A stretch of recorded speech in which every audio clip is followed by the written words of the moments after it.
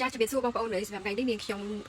នាំមកបង្ហាញជូននៅម៉ាស៊ីនធ្វើទឹកស្ដែកមកទៀតណាបងប្អូនចាគុណភាពគឺល្អខ្លាំងងាយស្រួលក្នុងការប្រើណាគឺអតិថិជនយកទៅគឺពេញចិត្តស្ទើរតែគ្រប់គ្នាណាបងប្អូនណាសម្រាប់ម៉ាស៊ីននេះគឺងាយស្រួលក្នុងការប្រើបងប្អូនដោយបច្ចេកវិទ្យាថ្មីណាចំអិនក្រឡុកកិនគឺនៅក្នុងម៉ាស៊ីនតែមួយណាបងប្អូនចំណាយពេលត្រឹមតែ20នាទីដល់30នាទីបងប្អូនបានទឹកស្ដែកញ៉ាំភ្លាមតែម្ដងក្តៅៗណាបងប្អូនណាចាឥឡូវនេះនាងខ្ញុំមកបង្ហាញជូនពីរបៀបក្នុងការប្រើប្រាស់បងប្អូនលើចានេះបងប្អូនលើនេះសម្រាប់យើងប៊ូតុងយើងសម្រាប់បិទបើកណាចាប៊ូតុងសម្រាប់បិទបើកប៊ូតុងទី1នេះគឺបងប្អូនសម្រាប់យើងជ្រើសរើសមុខងារណាមួយណាមុខងារទាំងអស់គឺមានរហូតទៅដល់8មុខងារណាចាគឺបងប្អូនចុចអានេះមួយគឺដើម្បីជ្រើសរើសមុខងារវាមួយណាចាអញ្ចឹងបងប្អូនលើសម្រាប់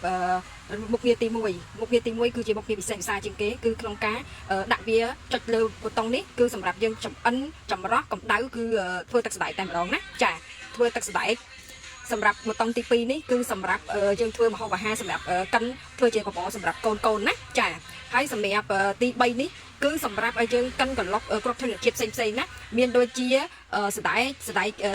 កឬក៏សដែកបាយឬក៏អីចឹងតាមអាស្រ័យលើបងប្អូនណាឲ្យតែជាលក្ខណៈគ្រប់ធនជាតិណាហើយនេះគឺសម្រាប់រងាស់ធ្វើជាទឹកស៊ុបណាបងប្អូនណាចាអាចធ្វើជាទឹកស៊ុបបានហើយសម្រាប់មួយនេះគឺសម្រាប់ធ្វើទឹកពោតណាសម្រាប់ធ្វើទឹកពោតហើយសម្រាប់មួយនេះសម្រាប់ធ្វើបបរសម្រាប់ឲ្យមនុស្សចាស់ណាបងប្អូនណាមានដូចជាបន្លែហើយមានសាច់មានអីក៏អាចកិនធ្វើជាបបរសម្រាប់ចាស់បានដែរណាចាហើយសម្រាប់មួយនេះគឺសម្រាប់យើងកិនបន្លែផ្លែឈើណាផ្លែឈើគ្រប់ប្រភេទបងប្អូនអាចកិនហើយអាចផលិតធ្វើជាទឹកផ្លែឈើតែម្ដងណាចាក្តៅអ៊ុនណាបងប្អូនណាហើយមួយនេះគឺសម្រាប់ឲ្យវាក្រឡុកជាលក្ខណៈមានផ្លែឈើក៏បានអីក៏បានដែរបងប្អូនណាផ្លែឈើបន្លែអីក៏បានដែរអានេះក្រឡុកជាលក្ខណៈដូចជាជាមួយនឹងតកអនាម័យដែរណាអាចកិនធ្វើជាតកអនាម័យធ្វើទឹកក្រឡុកផ្លែឈើណាបងអាចធ្វើទឹកក្រឡុកបានណាចាហើយសម្រាប់មួយនេះសម្រាប់ប៊ូតុងពណ៌ក្រហមនេះបងប្អូនគឺសម្រាប់លបឿនណាតាមរបបបងប្អូនចង់ដាក់លបឿនវាខ្លាំងឬក៏តិចឬក៏ខ្សោយអីតាមចំណុចនេះណាចាហើយនេះគឺសម្រាប់ក្នុងការលាងសម្អាតណាលាងសម្អាតម៉ាស៊ីនយើងទាំងមូលតែម្ដងណាបងប្អូនណាចាកន្លែងណាដែលមានកាក់